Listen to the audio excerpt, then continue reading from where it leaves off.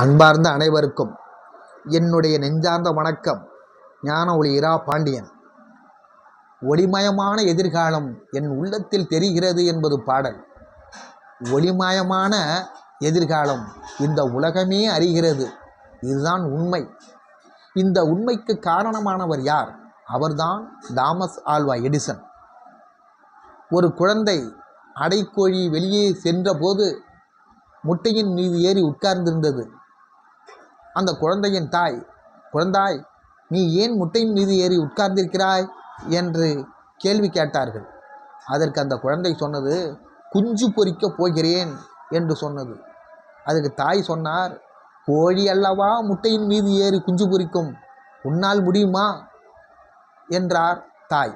அதற்கு அந்த குழந்தை சொன்னது, கோழி முட்டையின் மீது அமர்ந்து குஞ்சு பொரிக்கும் போது நான் முட்டையின் மீது ஏறி ஏன் குஞ்சு பொரிக்க முடியாது என்ற கேள்விதான் அது.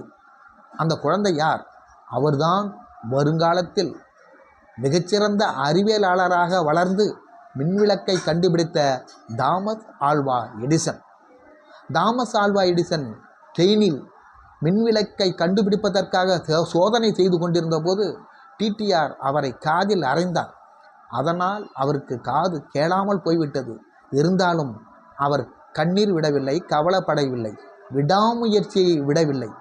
பல தோல்விகளை சந்தித்த பிறகுதான் மின்விளக்கை கண்டுபிடித்தார். இப்படிப்பட்ட மின்விளக்கை கண்டுபிடித்த இந்த தாமஸ் ஆல்வா எடிசனை நாம் போற்ற வேண்டாமா?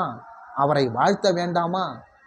இப்பொழுது உள்ள ஒரு திருடன் ஒருவன் ஒரு குழந்தையை மிரட்டி அழைத்து சென்றான். ஏய், உங்கள் வீட்டில் எங்கே நகையெல்லாம் இருக்கிறது சொல் என்று மிரட்டினான். அதற்கு அந்த குழந்தை சொன்னது, சாக்லேட்டு வாங்கி கொடு, நான் சொல்லுகிறேன் என்றது. சாக்லேட்டு வாங்கி கொடுத்தான், தின்றது. மறுபடியும் சாக்லேட்டு வாங்கி கொடு என்றது. சாக்லேட்டு வாங்கி கொடுத்தான், தின்றது. மறுபடியும் சாக்லேட்டை கேட்டது. சாக்லேட்டை வாங்கி கொடுத்தான், தின்றது. திருடன் கேட்டான், இப்போ எங்கே நகை இருக்கிறது? உண்மையை சொல். நகை இருக்கிற இடத்தை சொன்னால் இன்னும் உனக்கு சாக்லேட்டு வாங்கி கொடுத்து கொண்டே இருப்பேன், சொல்லு, இதுதான் கடைசி என்று மிரட்டினார். அதற்கு குழந்தை சொன்னது, எங்கள் வீட்டு நகையெல்லாம் அடவு கடையில் இருக்கிறது என்று தன்னுடைய பதிலை முடித்தது. இது எப்படிப்பட்ட பதில்? உங்களுக்கு பிடித்திருந்தால் சப்ஸ்கிரைப் பண்ணுங்கள், லைக் பண்ணுங்கள், ஷேர் பண்ணுங்கள். நன்றி.